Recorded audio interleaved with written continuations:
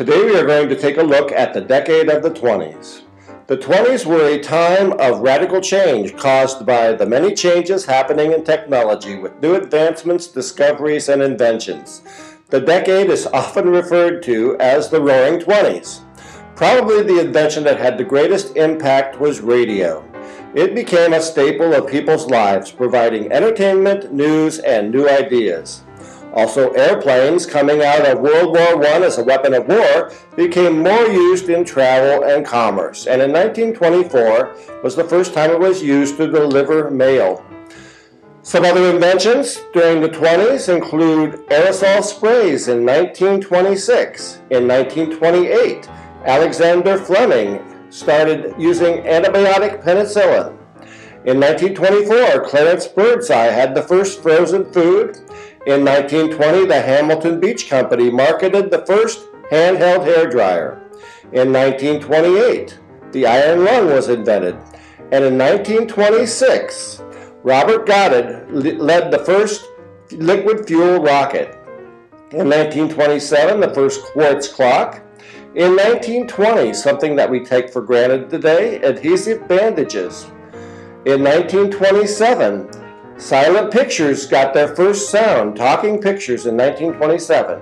And in 1924, the first working television was invented in Scotland. And in 1927, the electric razor, invented by Jacob Schick. In the United States, the 19th Amendment to the Constitution gave women the right to vote on August 18, 1920. The Cleveland Indians won the World Series in 1920, but sports was dominated by the New York Yankees, with Babe Ruth hitting 60 home runs in 1927. Also in 1927, Charles Lindbergh flew his Spirit of St. Louis from New York to Paris, the first solo transatlantic flight. And on February 14, 1929, one of the big news stories, 7 gangster rivals of Al Capone were gunned down in Chicago, and it became known as the St. Valentine's Day Massacre. And the Roaring Twenties went down in flames October 24, 1929, with the stock market crash of Wall Street starting the Great Depression in the United States and a worldwide economic crisis. Rittman was growing rapidly. The Worcester Republican wrote that Rittman needs many things, foremost being dwelling houses. There is such a shortage that some people make Tom Tiddler shelters. That was their term for people living in tents. The Worcester Republican went on to say, then we need a meat market, drugstore, a shoe and harness repair shop, a grain elevator, a hardware and tin store. Some say we also need a saloon or two, a lunatic asylum, and a jail.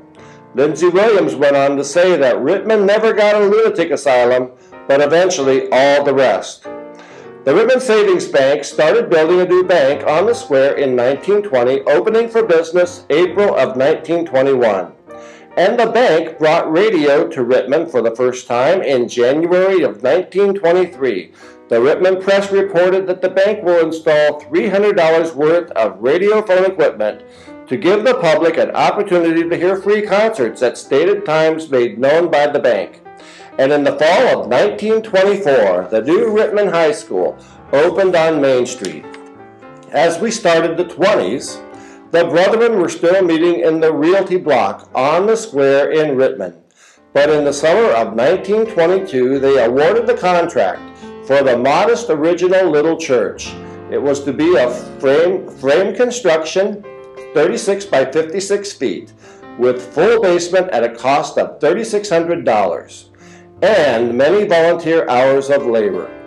On November 25, 1923, the congregation proudly dedicated their little white church on the hill to the Lord, and that is why we celebrate our anniversary on the last Sunday of November.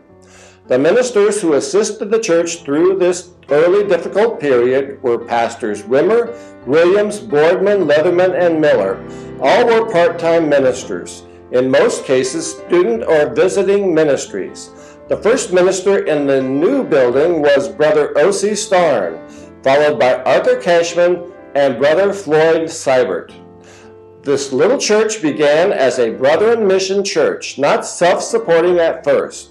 It received financial aid from the Brethren Home Mission Organization, at that time an affiliation of Ashland Cemetery, and also the generous financial support of one of the local industries. And the first Sunday of March, we'll take a look at the 30s.